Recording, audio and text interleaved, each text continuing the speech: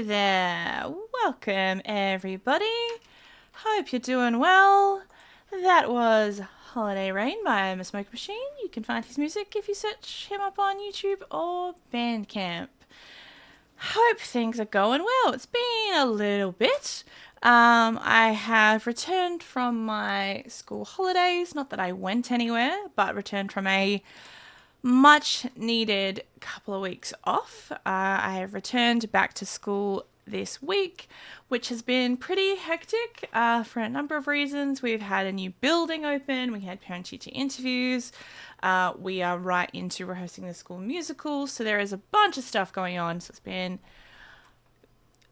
a bit crazy, but generally feeling not too bad. All things considered. We're here to do an episode of the Chill Out Show, which is exactly what it says on the tin. A space to just hang out, nice and cozy, nice and chill, and mostly talk pop culture, movies, books, music, all manner of things, and things we're into. This is not a call-out show.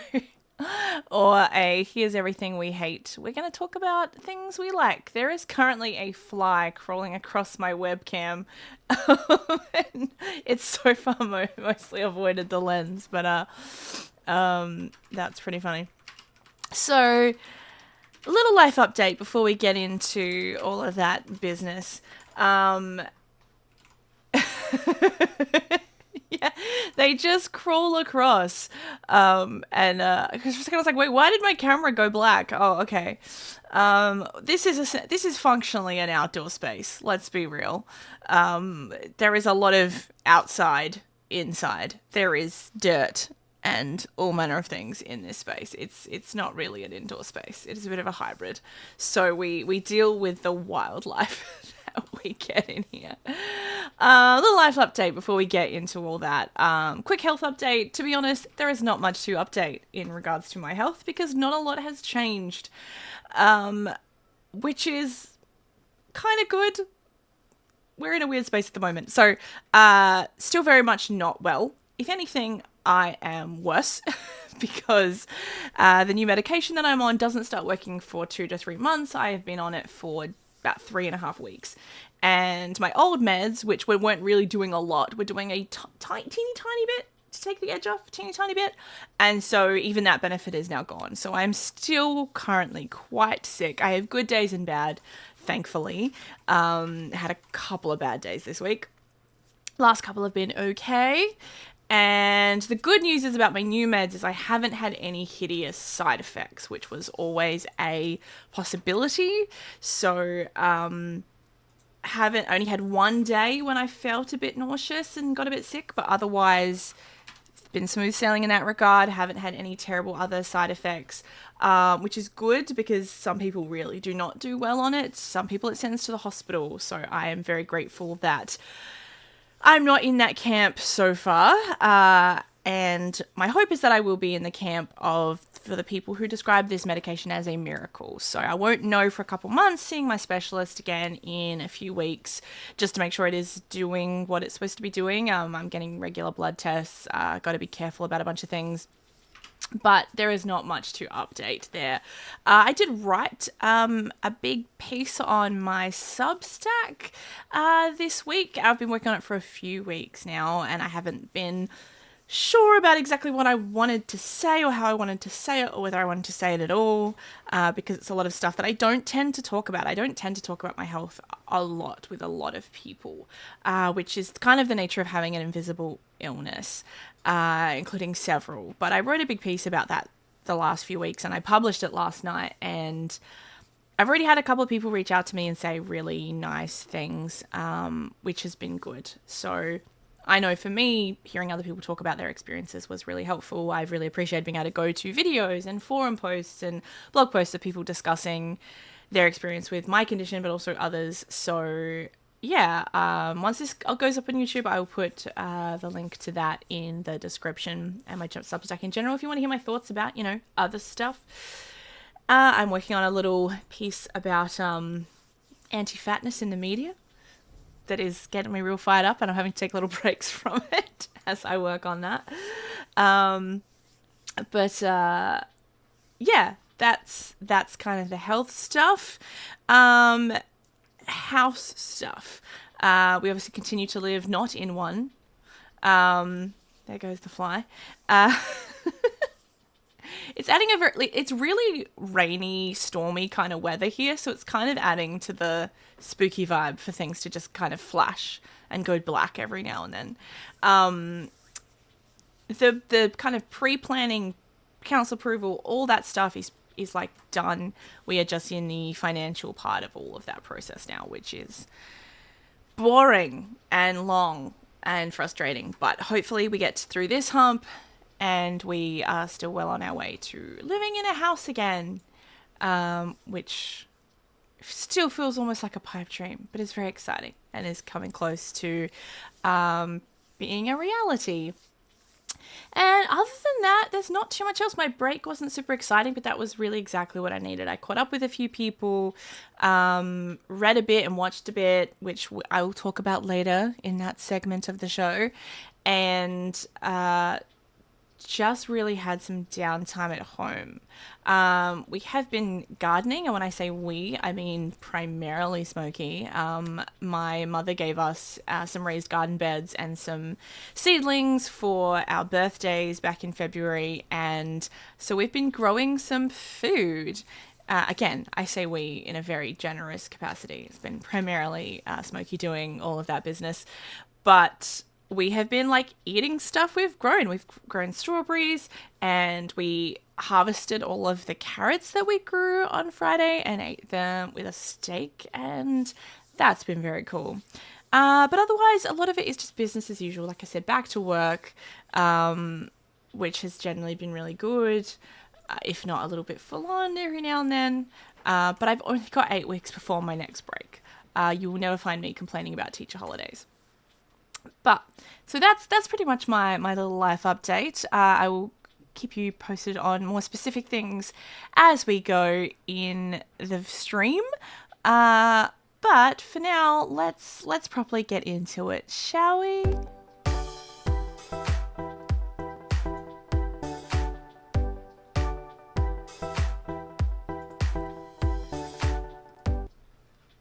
So, a little bit of full disclosure.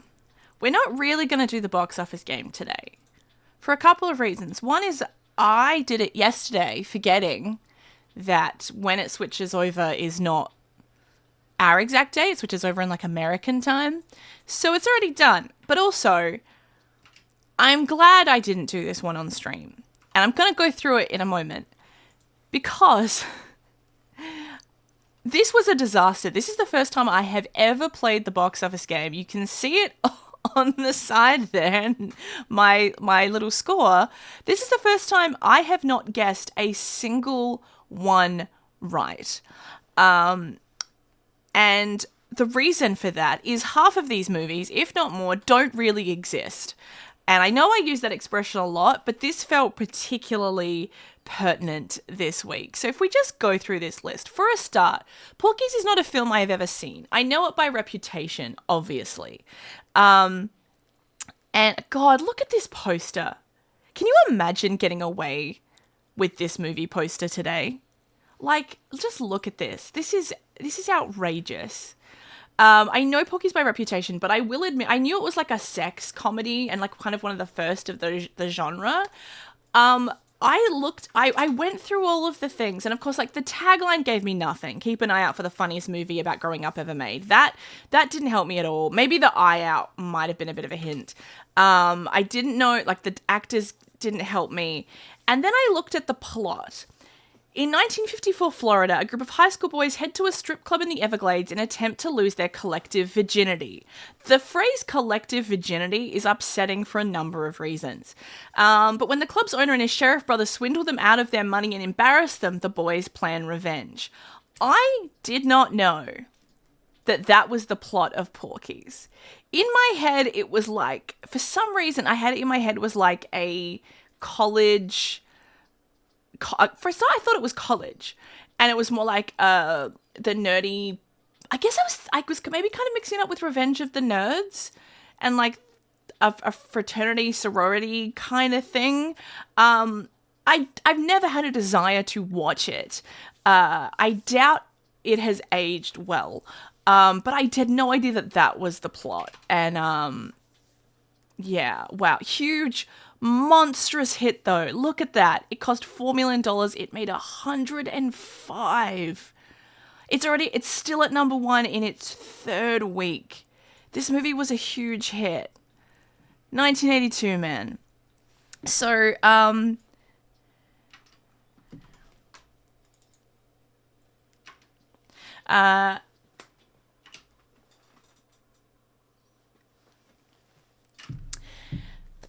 so yeah, I always say I'm not good at the weeks that I wasn't alive for, but geez. And then we got to the next three. And granted, I'm very aware of Richard Pryor, but I haven't seen any of his films, and I only know kind of the big ones, and I don't think this is one of them. Like, this plot seems dark. A Vietnam vet returns home from a prisoner of war camp, greeted as a hero but quickly forgotten, and soon discovers how tough survival is in his own country. Like, dude. So I had no idea what that was. This next one, When Love is at its Finest, When Love is at its Fullest, this is a Katharine Hepburn, Henry Fonda, and Jane Fonda drama called On Gone Pond. I think, like, obviously huge hit in its 18th week. Like, obviously huge, like, kind of a big hit, but, like, I will admit I had not heard of it. So I do think this is a movie that does exist, but I just hadn't particularly heard of it. And then we have a Chuck Norris joint. And look at that, like, tagline, science created him, now Chuck Norris must destroy him. Doesn't even pretend that Chuck Norris is playing a character anymore. A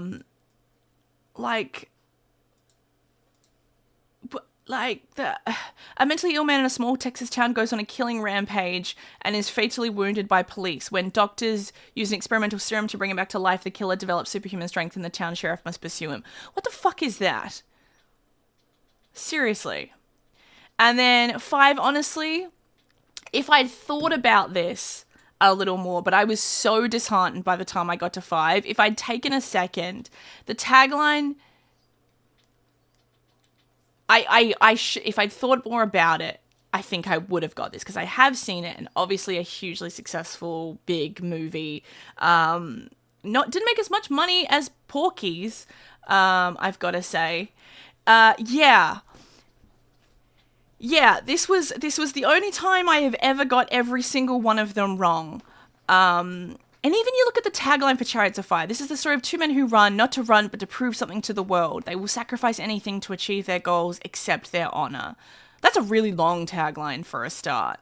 And then I didn't even look at the plot. I was just so dumb. Yeah, Porky's at the top in its third week, still running the table. It's currently sitting on 31. Will go on to make 105. I was saying it's not a film I've ever seen, and just knew it by reputation as one of the earliest sex comedies, and did not know that that was the plot of the movie. So, yeah. Wild. So, not a good run for me. So we didn't even... I'm glad we didn't film that catastrophe. So let's see if I can redeem myself a little bit with Cinenerdle. Yeah, well, even when I revealed the plot, I did not know that was the plot. In my brain, I was saying I think I confused it with Revenge of the Nerds or some other movie like that, where I thought it was like a college movie, like dealing with like sororities and stuff. But I did not know it was that was the plot of the movie. Like, look at this I can't get over this poster, man. Like, for God's sake.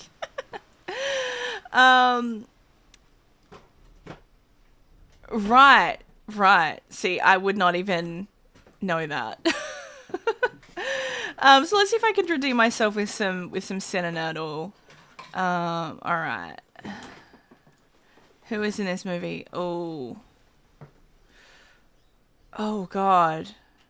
Nah, I'm not.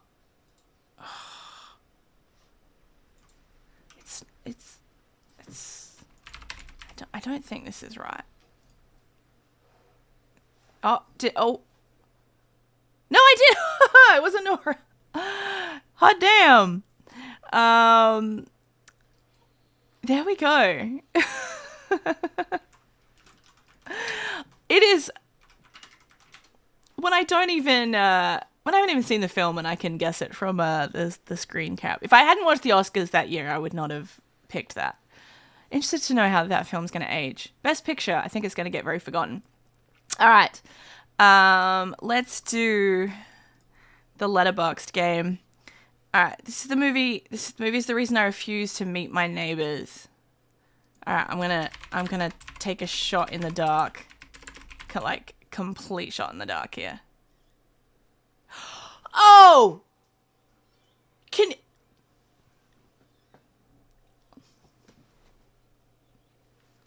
I'm sorry, guys, but like.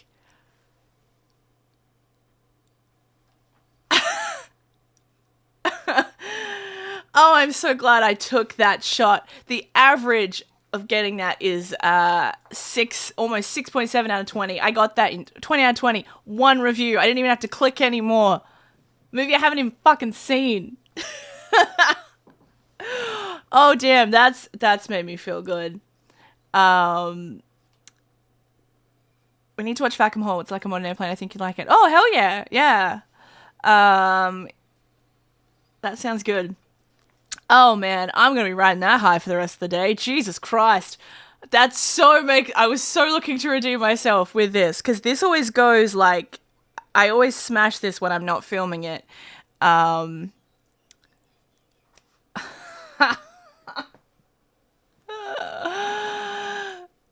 yeah, alright.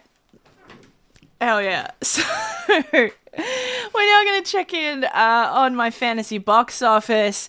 A thing I am also currently crushing, but we'll see how long that lasts. This is generally what happens in this, is that I start off really strong and then I lose in the final 6 months. But every single film on my slate has made money so far. So, I'm currently in the black on our $694 million. We had Scream 7. We had Project Hail Mary, which I feel particularly good about because this was my opponent's bomb pick, which we each get one a year that we get to put on the other person's slate of movie we think is going to lose money. And she said this, and I was very happy about that and said, you know what, do it, because I actually think this is going to make money, and I was going to pick it, and I didn't have the room. So she just gave me a little bonus one. I knew it was going to be good. I'm going to talk more about it in a moment because I've seen it, and it's brilliant. The Super Mario Galaxy movie that was just a gimme. I knew it was going to make $1 billion. By all accounts, it is terrible. I have no interest in seeing it. I heard the first one was fine, walked to $1 billion, and that the second one is a mess, because I think they went, well, this is going to make $1 billion. Who gives a shit? But it's been the highest grossing movie of the year so far. I'm even proud. I clocked the drama. Small budget. It's made it back. Cool. So my opponent, before we go into our summer picks, is not looking so good. My bomb pick was The Bride. Which I am very proud of, lost $200 million. She will potentially get in the black with Michael, which has only just opened up and still doing quite well, but we'll see. The day I got back to school, I asked my students what movies they'd watch over the holidays, and one student was like, I've seen Michael twice already, and I'm going to go a third time. And I messaged her like, oh no. So yeah, I am currently doing very well, but the summer will reveal it. So we just did our summer draft, and I've taken some big swings. I often try and pick smaller budget movies, and instead this summer I've just gone, you know what, screw it. So I picked The Devil Wears Prada 2, which I said this to my opponent, the appetite for early 2000s remakes has been pretty mixed. I think Meryl Streep is enough to carry this. The love for that movie seems good. The buzz on it seems pretty good so far. I think it's already done pretty well. It's obviously in the red, but I think it's gonna get there. Disclosure date probably won't end up counting. This is my alternate pick. So this is if a movie gets pulled from the slate or doesn't get released for some reason, that gets kind of tagged in. That won't happen. And I don't have the confidence that Disclosure Day will do that well. We saw the trailer before Project Hail Mary. And I don't know how I feel about it. I don't think I want to see it, but who knows? Toy Story 5 was my hit pick at the start of the year. So we each got to pick one film from any of the year that we thought was going to do really well. I think I'm pretty confident with that one. Supergirl, as you mentioned, Jacob, this is probably my riskiest take. Its budget is smaller than some of the others. I was tossing up between this and The Mandalorian and Grogu, but that has a way higher budget. Usually, the appetite for superhero movies is obviously waning. However, Superman was a huge hit last year, and I thought about banking it, and I didn't. And that perfectly sets up this movie. There is also, of course, the inherent misogyny that people hate women, particularly hate women superheroes. So that could work against me. But I think the hype is enough. I don't know. We'll see. Again, doesn't have the most massive budget. My real big swing that I'm hoping does an Oppenheimer and pays off is, of course, The Odyssey, because that $250 million budget is insane. So it has to make $625 just to break even. But Oppenheimer made $1 billion. We will see. I'm betting on that pretty hard. If the early reviews are bad, though, we're in trouble. And my opponent has the new Minions movie, which I would have snapped up, but she got to pick first. The Moana remake, which I'm hoping fails. Her hit pick for the year was the new Spider-Man, which is a lock. And she's picked the Paw Patrol movie. Again, another, kids' movies pretty much are locks. So I think this summer is gonna make or break us. It's the first year she hasn't had an Avatar movie on her slate. That has killed me. I'm sitting in a good position. We could lose it, but I'm pretty confident. I've lost the last 2 years. So yeah. The thing is that Insidious, that's just an alt pick. That wouldn't even end up counting. The Devil Wears Prada 2, that people give a shit about that movie. The love for that movie is still so strong. So yeah. We shall see. And so yeah, I will keep us posted. I'm sitting good at the moment, but the summer is going to tell. And also Frankenstein was made by a woman and is an overtly feminist film, so I think misogyny did not do that film very many favors. And by all accounts, it was really weird. I think you don't have to have necessarily seen Frankenstein is so well known in our but in our culture. Yes, when she's played by Meryl Streep, 100% yes. People love that movie. That I liked it fine, but I think it's going to do well because it's on my slate, but time will indeed tell. And now let's talk about what I have seen and watched and listened to the last little bit before we wrap up.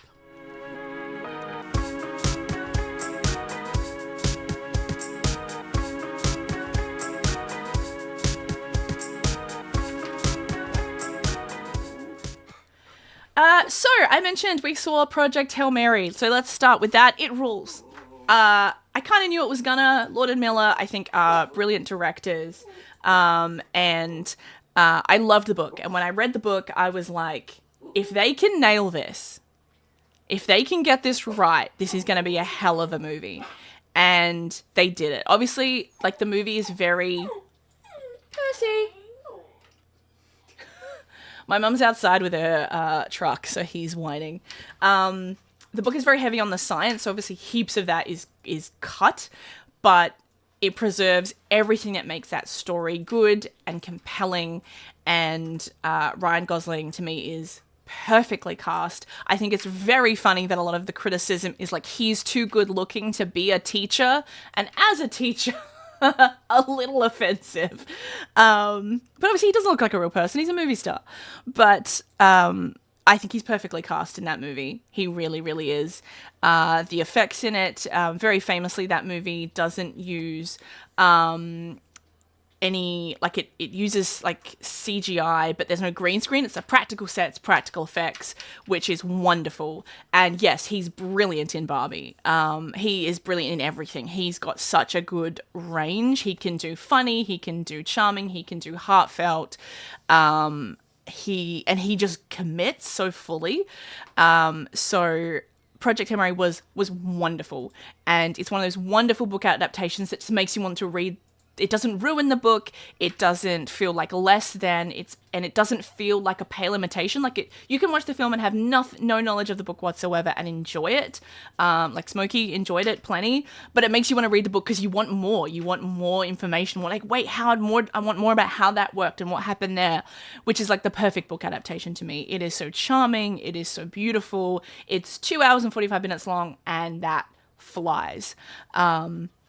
So absolutely loved it, and loved going to the cinema to see it. I've never seen... are you talking about Drive?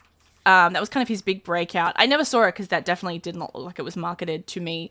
But I know people who love that movie. I do remember the marketing making it very much look like a Fast and Furious movie, which, is fine as well, but I don't think that's what it was. So yeah, loved going to the cinema. I love going to the cinema to see stuff. And so loved seeing that. In terms of watching TV, we continue to watch through Community, which Smoke's never seen, and I haven't watched for a while. That's been really good. We're approaching the end of season 3, and when we finish season 2, I generally think is a perfect season of television. I think season 3 is also a masterpiece, but takes way bigger swings with how weird it gets. And I remember at the time, because I watched that when it was on, people being a little bit like, whoa, this has gone a bit, like, not off the rails, but like is definitely bigger and broader. I am dreading getting to season 4 without Dan Harmon. But we will slog through, because there's actually some great stuff. There's some pretty good stuff in there, and then on the other side, it makes it through. Just for myself, I have been rewatching Scrubs, which it's been one of my favorite TV shows for such a long time. I was saying to Smoke, it was one of the first shows I ever illegally downloaded on like Kazaa or LimeWire back in those days. It was one of the first shows I ever bought on DVD. I had that whole collection. I still do, though I did have to recreate it. And so I've been rewatching that in preparation for watching the new episodes, which are apparently really good. I'm generally pretty out on reboots, but reviews from people I like and respect have been good. So I've been rewatching it because I haven't watched it in many, many years. And in some ways, there's so much about it that has aged really well. Like the stuff about healthcare, and even some of the gender dynamics is really good, and some of it's really, really bad. The amount of gay panic jokes sucks. And I know that there's so much anti-fatness in it too. And I know I haven't even hit the episodes where that's like the worst. Again, I'm about at the end of season 3, but I am really enjoying watching that because it's really comforting. The one weird thing that I don't like, and I will be grateful for when I can have my DVDs set back up, is a lot of the music is different, because the music rights that they got for the show and for the DVDs, they did not get for streaming. And so some of the songs are the same and some of them are different. And that is, for some shows that would matter, Scrubs edits things for the music. And there have been some that luckily they haven't been just replacing them with generic music. They've tried to find songs that were similar, but many, there's a moment where they literally timed the lyrics to the action of the scene, and they've had to change that song, and that's so disappointing, because I'm like, this isn't what the creators created. So not being able to watch it on DVD and having to watch it on Disney Plus has been a real bummer in that sense. In some ways, it's been interesting, because I've gone, oh, look how this scene is kind of like, it shows you the importance of music, because it's not been it's not been exactly what it intended to be, and so it's changed the vibe a little bit, like not majorly. They've tried to keep it the same, but yeah, that's been a bit of a bummer. But otherwise, that's been a really comforting rewatch. And it's reminding me of one of my ideas that I've always had in the back of my brain, is to write a TV show that is like Scrubs, like kind of that mix of really broad comedy with actually quite heartfelt stuff about working in a school, which I still think is a good idea. Yeah, exactly. Like music is so important, and Scrubs really took that seriously. So that's been a bit disappointing. In terms of reading, I just read The Everlasting by Alex E. Harrow, who is just hands down, I think, one of my favorite authors, which is weird because she writes fantasy, which I don't usually like, but she writes fantasy with this really wonderful mix of a modern sensibility and a hugely feminist lens, and very much about critiques of our modern society. So I don't want to say too much about the plot, but basically it focuses on this old legend. It's an entirely fictional history and country. This old legend of a knight called Una Everlasting, who was the queen's, they call her the Queen's Blade. She was the Queen's champion, and she helped, secure the land for them. And she's become this, in modern times, she's this absolute figure of courage and nationalism.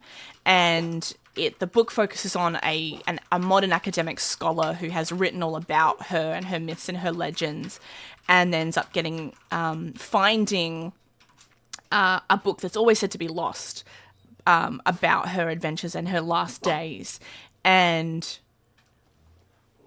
ends up going back in time and finding out that he was the one who wrote that book in the first place. And I'm not going to say anything more about it, but it is so good, and so much about propaganda and nationalism and and power and history, and the way we use history to justify the future. It is brilliant, and I cried multiple times. It absolutely does, yes. So loved reading that, and it was just nice to be able to dive into a book solely and completely for a couple of days. And finally, I have to wrap up the stream a little bit earlier than I would like to, but that's okay. We've got through everything I mostly wanted to do. In terms of listening, back to my love of physical media, I actually bought a new CD, not even from a thrift store. This is Peach PRC's, I was going to say new album, but it's her first album, because the music industry is weird. And even though she's been releasing stuff for 6 years, it's all been singles and one EP. Music industry is so weird, but this is her debut album. I've always loved her music. I will admit, though, her last few singles between her EP and this album, I've not loved, and so I wasn't sure if I was gonna like this album, but I liked the first couple of songs on it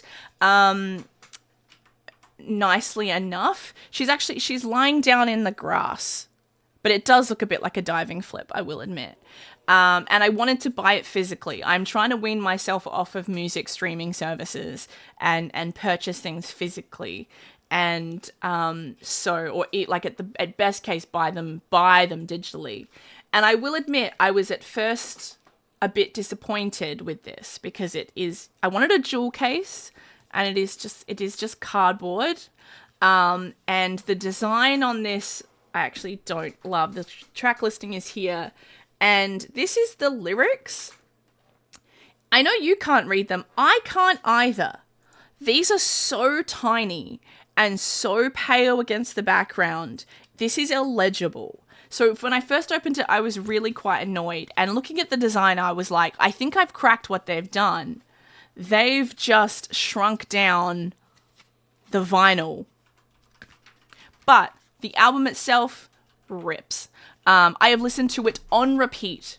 And I mean literally, I have listened to it, got to the end, started it again with no skips. There is not a single song I want to skip on this album. I love it. It's got this wonderful, ethereal, whimsical sound, but also is really sad and really heartfelt. Probably my favorite song is I mean, I could just buy the vinyl, but obviously I can't play this on a record player. I have a vinyl player as well, but I have a CD player right here, so I could play this on a CD. My favorite song is called Out Loud, which is a song she wrote before she and her partner were out. Well, she was out as a lesbian, but her partner was not, and they were not able to be public about their relationship because her partner comes from a really conservative family, really homophobic family, and so it's all a song about, like, if I'm patient, one day she'll be able to love me out loud. And it's really wonderful that song has come out after they've been able to be out about their relationship. I probably will eventually get this on vinyl because I genuinely love it, and honestly have been listening to it non-stop. Oasis is probably my other favorite song, Pink, The Palace, but I don't skip a single song. I've been adoring this album so much. So yeah, a little bit. Doing the best I can. I mean, I'm not getting too up in my head about it. But just, yeah, trying to keep it all the best that I can. So, like, I ripped that digitally immediately, and just trying to do my thing and keep my stuff. I think more people are going are reviewing their interest in physical media. So I trust we'll have solutions, but at the moment, just trying to do what I can for my stuff. So yeah, that's pretty much it. I have to stop this stream/video a little bit earlier than I wanted to, because we have to go and get hay for the horses. That's not a joke. So I have to head off. But this was good. It's just a quick little update, talking movies. Next week, I reckon I'm going to be playing video games. I've been playing a lot of Cat Cafe Manager, so I might play some of that, or I might do my promised comparison of Retro Rewind versus Rewind 99, the two VHS store simulators that continue to compete for attention. But yeah, I will be back both here on Twitch and on YouTube later on. Thank you so much for watching. Thank you for hanging out, Jacob, and chatting to me. I'm just going to leave it there, and hope you have a wonderful week. Bye.